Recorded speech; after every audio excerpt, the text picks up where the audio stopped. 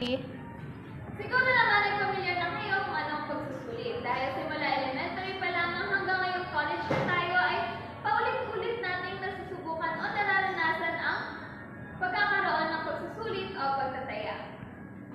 Pero ngayon ay pag-uusapan natin kung ano nga ba ang mga teknik sa pagsusulit na kasaluyang pangwika ng mga mag-aaral.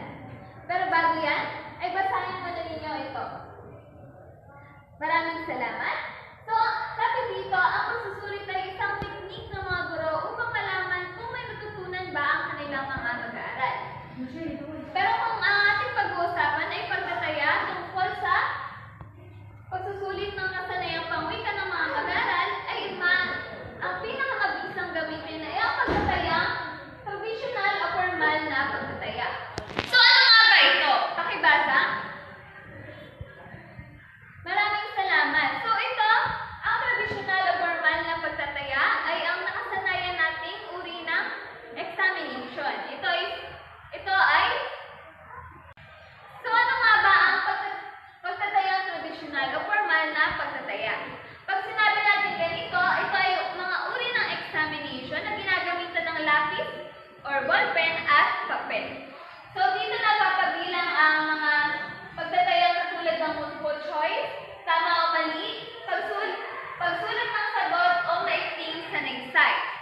So, paano nga ba natin masasabi na ang mga ito ay magiging mabisang pagtataya sa mga kasanayang pangwika ng mga mag-aaral?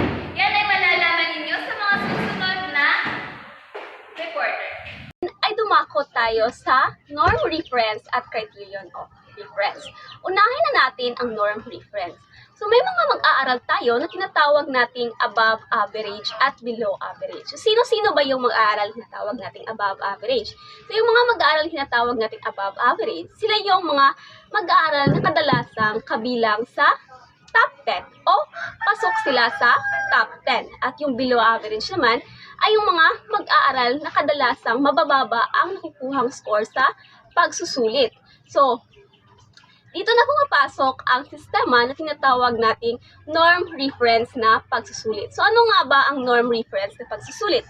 Ang norm reference na pagsusulit ay kung saan nagkakaroon ng isang pagsusulit. Halimbawa, nagkaroon ng pagsusulit sa pangwika at dahil doon ay kung sino yung mga nakakuha ng matataas na marka ay iraranggo sila. Pagkatapos ay malalaman na kung sino ang mga pasok sa top 10 at kung sino ang hindi. Paano ba natin malalaman na pasok siya sa top 10? Madali lang. Unang-una ay kailangan natin kunin ang mean average ng klase. At doon ay pagbabasihan. Kung malagpas ka sa mean average ng klase, ibig sabihin ay kabilang ka sa mga mag-aaral na nasa above average. At kung hindi naman, ay kabilang ka naman sa below average na mga mag-aaral. Kung naaalala niyo pa kung paano kunin ang mean average ng klase, so halimbawa, ay paano nga ba kukunin ang mean average ng klase? So meron tayo dito ang halimbawa. So sa ating halimbawa ay merong 100 item na pagsusulit. Example, pagsusulit tungkol sa mga pandiwa. Tapos, ang score na kuha mo ay 85. Tapos, meron lamang kayong 40 na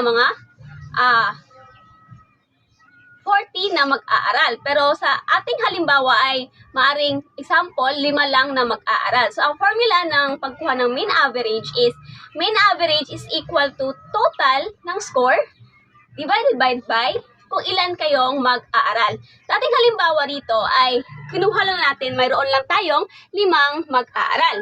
Tapos, ang mga score ay halimbawa 90, 85, yung score mo na 85, 88, 92, tsaka 95. At iaan mo yung lahat, magiging 450 divided by 5, it's equal to 90. Kaya ang mean average ng klase ay 90. So yung score mo na 85 ay hindi kabilang sa above average. Ibig sabihin, pag norm criterion reference ang gamitin na pagmamarka, ay bagsak ka sa pagsusulit na iyon. So malinaw ba? Kung gayon, kung malinaw na, ay dumako naman tayo sa criterion reference. Ang criterion reference naman ay kaibahan siya sa norm reference. Sapagkat dito, ang criterion reference ay meron tayong passing grades na pinagbabasihan. Halimbawa, sa 100 items, ang 75% doon, which is the passing grade is Kung nagkakamali, ang passing grade kung 75%, ang sa 100 ay 75. So, ibig sabihin yung score mo na 85 kanina, kung babalik ka natin ang halimbawa, ay pasado siya pag criterion reference ang gagamitin na pagmamarka at na basihan ng pagsusulit. So, kung sa dalawa, kung pagpipiliin ka, alin doon ang gusto mo na pagsusulit, na uri ng pagsusulit? So, personally, ang gusto ko ay ang criterion reference sapagkat doon ay mas madali nating malalaman kung umunlad ba ang isang mag-aral sa particular na pagsusulit. Halimbawa, kung nagkaroon ng pagsusulit na pang-uri, malalaman mo kung saan naging mahina ang mag-aaral na iyon at kung saan naman siya upang mas lalo pang mapaunlad ng isang guro ang kanyang mga pagsusulit na gagawin. So, malinaw na ba kung ano ang norm reference at criterion reference? Kung gayon, ay dumako naman tayo sa susunod na tagapag-ulat. Okay class, naranasan niyo na ba ang mainis ng kaunti kapag sumasagot kayo sa pasulit na natawag natin tama o mali? Taas naman yung kamay. Yan. Parehas lang pala tayo. Ano-ano yung mga nararamdaman sa tuwing kayo sumasagot sa ganyang uri ng magsusulit? Kumpiyansa ba? Kapag hindi kayo bahala sa Batman. Ayan, maraming salamat. Ngayon ay aalimin natin ang ilan sa mga tamang pagbuo ng ganitong uri ng pagsusulit. Ngayon, ano nga ba ang true or false? Ito yung pagsusulit na may dalawang pagpilian. Tama o mali. At madalas ay minomodify natin ito. Pinapalitan natin ng ibang katawagan.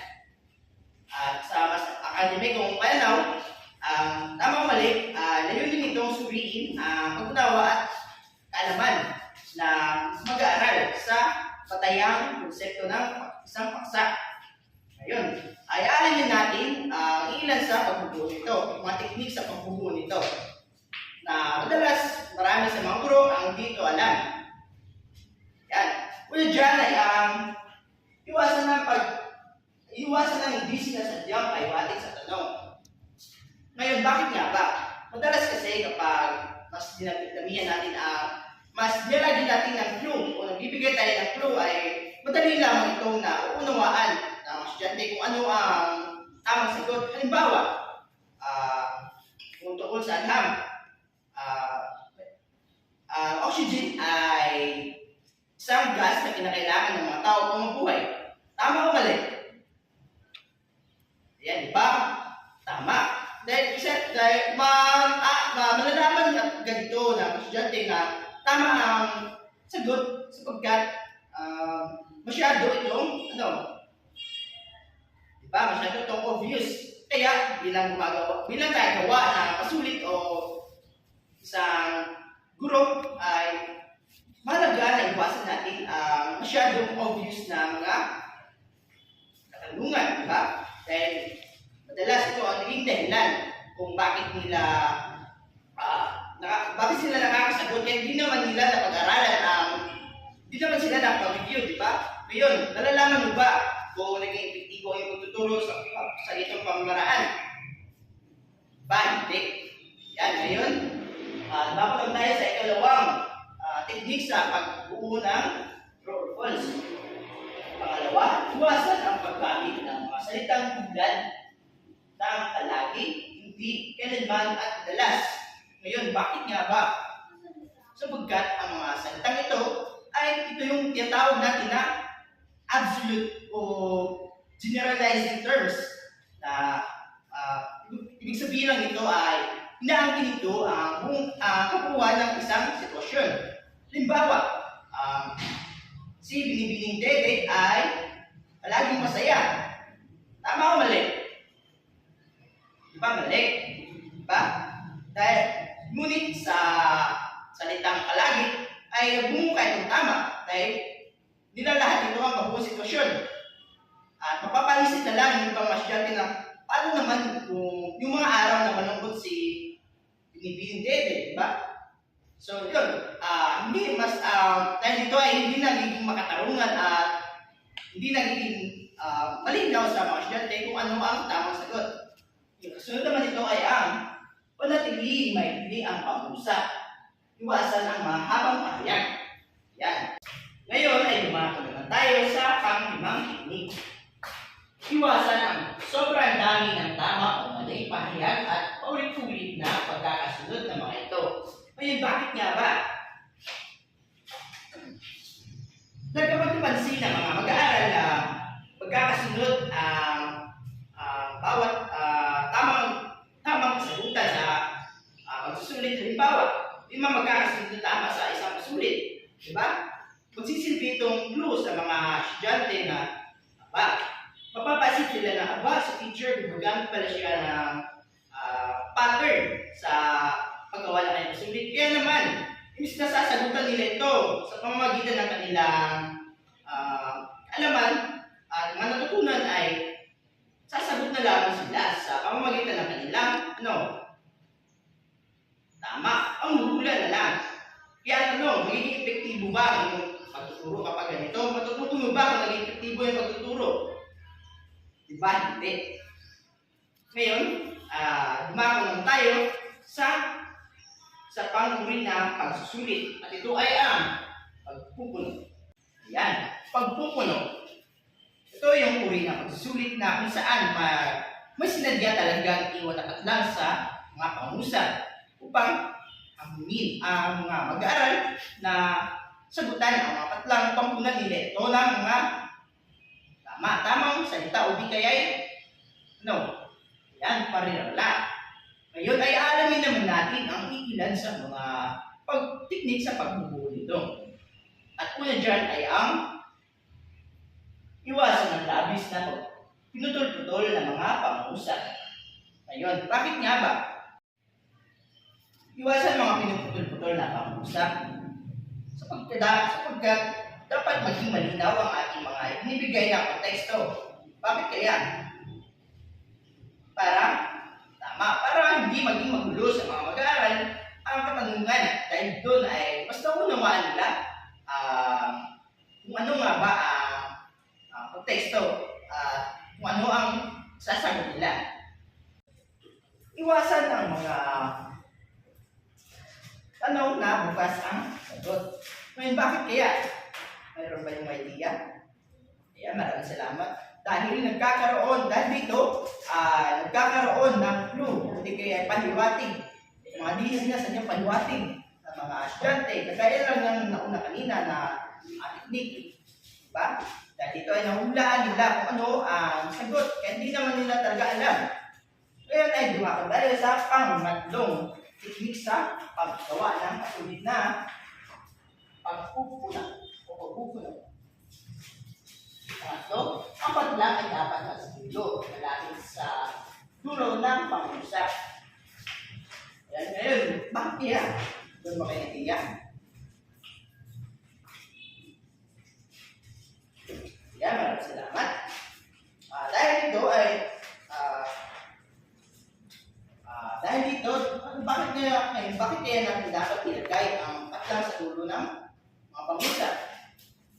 Dahil sa pamamagitan nito ay naunawaan muna ng mga mag-aaral na kailangan binabasa bago nila ito sagutan. Halimbawa,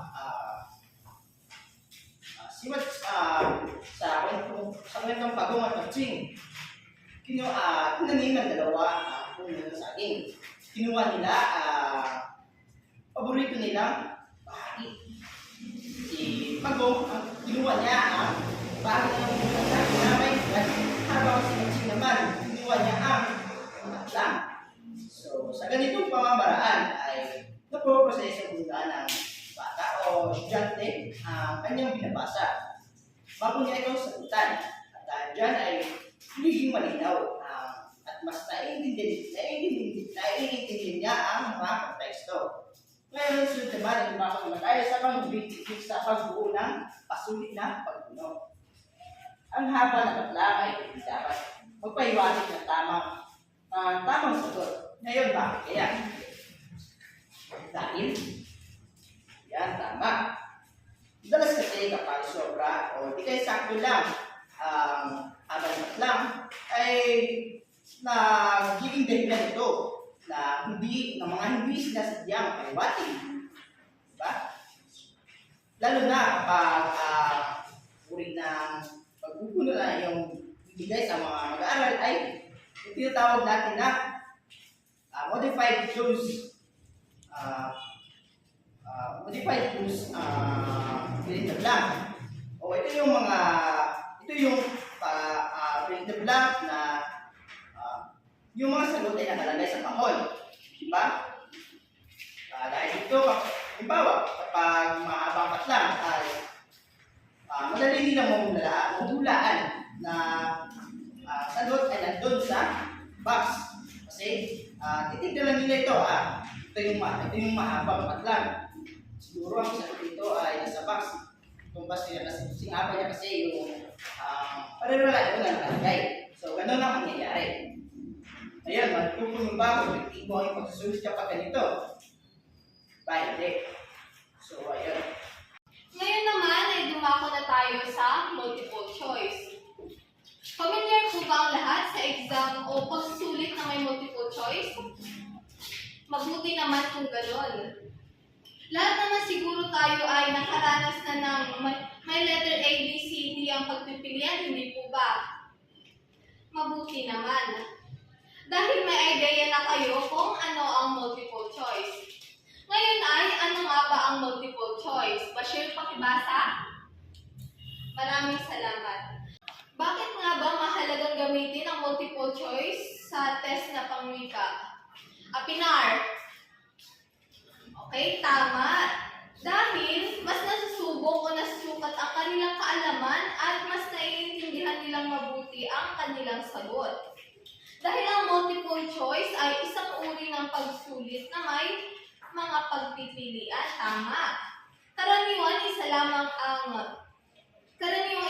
ang tamang sagot at ang iba ay panggulo o panlimilang laman.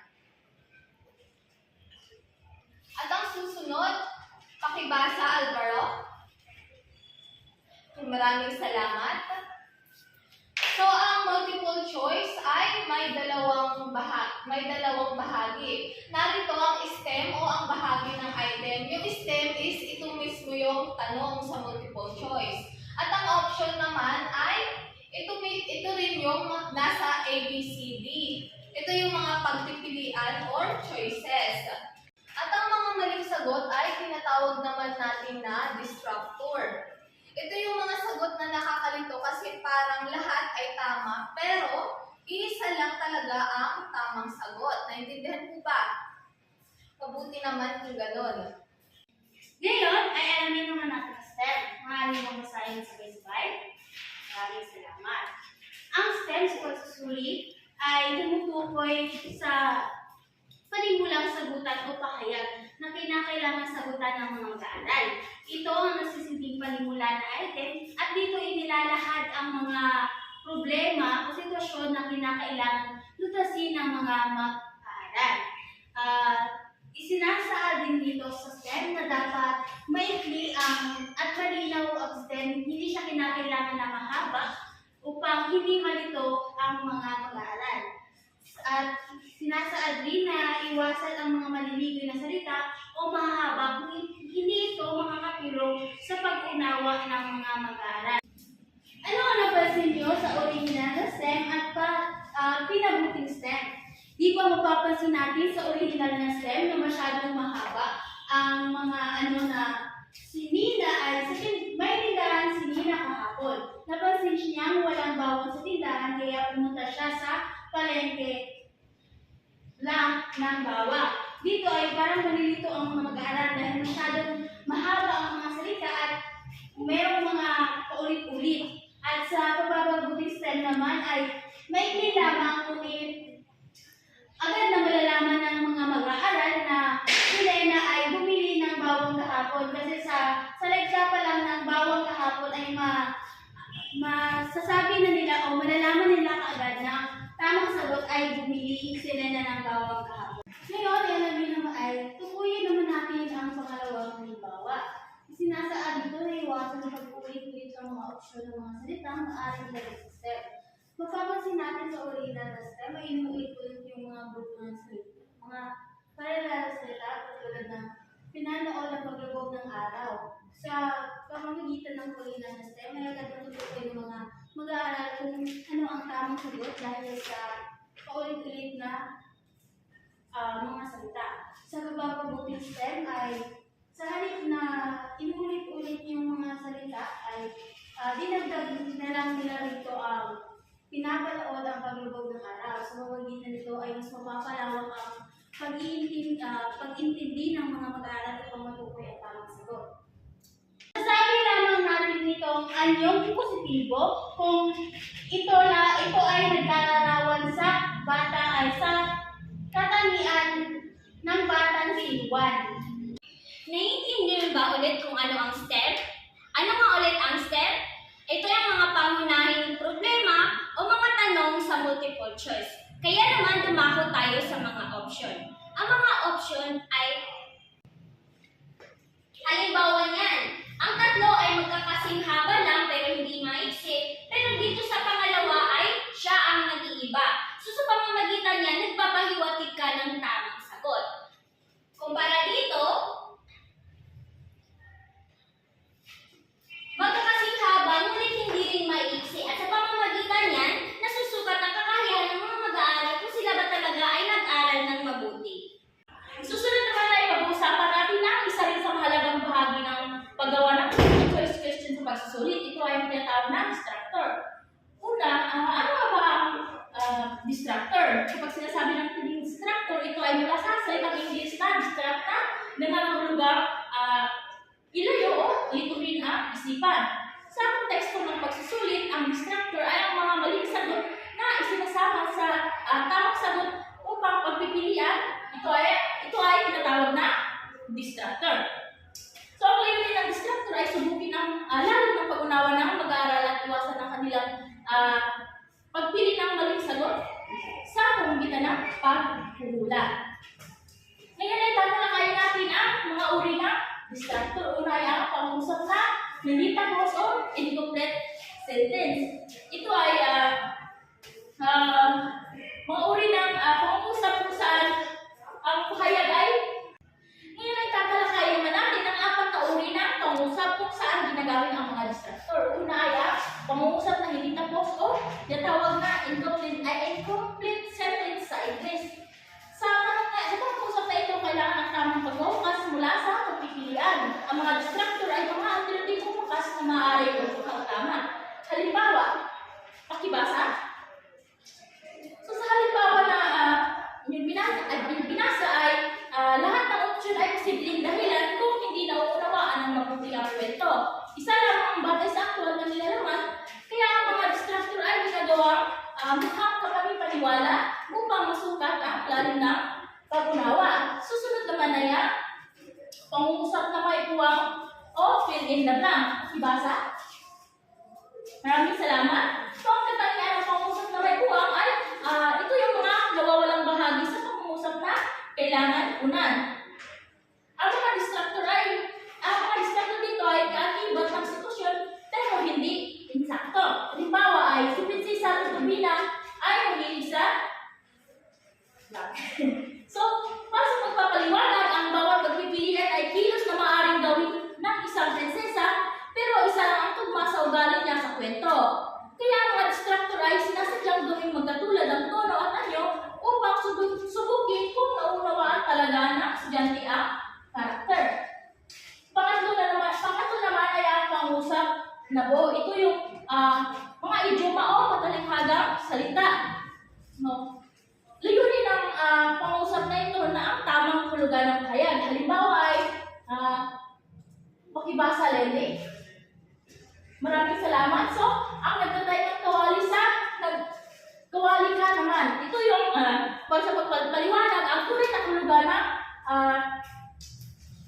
idioma na nagtatay ng kawali. Ito yung ay nangangahulugang nagbibingi-bingihan. Ngunit ang ibang option ay nilagay upang hinangin ang mga hindi pamilyar sa idioma. Kaya ang distractor dito ay may mga hulugang malapit-lapit ngunit hindi tama.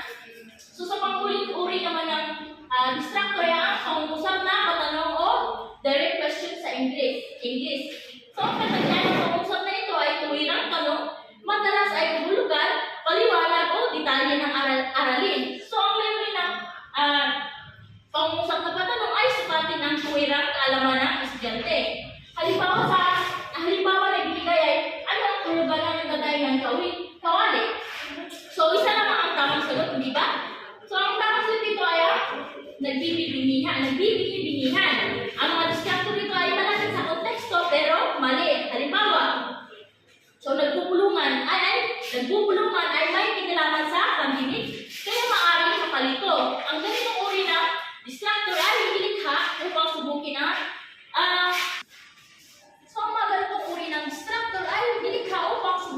ang kabisado at pagkaunawa ng mga estudyante. Ngayon naman ay pagpapatuloy ni Binibining rin sa ang pag-ulat. Maraming salamat, Christine. Ngayon naman ay lumako tayo sa sanaysay. So kung ano nga ba ang sanaysay? Maaari mo bang basahin Binibining Hana? Maraming salamat, Hana. Base sa binasa ni Hana, ang sanaysay ay isang uri ng pagsusulit kung saan malaya magpahayag ang mga mag-aaral ng kanilang damdamin. Pero hindi lahat ng mga mag-aaral ay gusto nila ang sanaysay. Bakit nga ba? Dahil ang iba, para sa kanila ang sanaysay ay sayang lang sa oras. Pero may iba rin na gusto nila ang sanaysay dahil sa pamamagitan nito, nakakapagpahayag sila ng kanilang mga idea, damdamin sa loob ng isang paksa. Kaya naman, lumako tayo sa dalawang uri ng sanaysay. Narito ang dalawang katangian ng sanaysay. Una ay ang restricted essay. Maaari mo bang basahin Binibining Aranyo? Maraming salamat, Binibining Aranyo. So ano nga ba ang restricted essay? Ito ay ang restricted essay ay tumutugon sa isang particular na tanong o paksa na may limitadong sakop. Mas maikli ito at nangangailangan ng direktang sagot. Hindi na kailangan ng haba ng sagot na ibibigay mo sa essay o sanaysay. Halimbawa, ang binigay na sanaysay sa inyo, bakit mahalaga ang wika? So, ang posibleng sagot nito ay ang wika ay ginagamit upang makipag-komunikasyon. Diba? Kung mapapansin nyo, hindi mahaba ang kanyang binigay na sagot. Ngayon naman, lumako tayo sa non-restricted or extended essay. Maaari mo bang basahin ito, Binibining Kakabelos? Maraming salamat, Binibining Kakabelos. So, ang non-restricted essay, dito na ako sa non-restricted. So, ngayon naman, lumako tayo sa non-restricted o extended essay. Maaari mo bang basahin, Binibining Aranyo? Maraming salamat, Binibining Aranyo. So, ang non-restricted essay ay isang essay na nagbibigay ng malawak na kalayaan sa manunulat. Mas mahaba ito at nangangailangan ng mas malalim na pagsusuri at pagtalakay sa isang paksa. Pinapayagan ng paggamit ng maraming ebidensya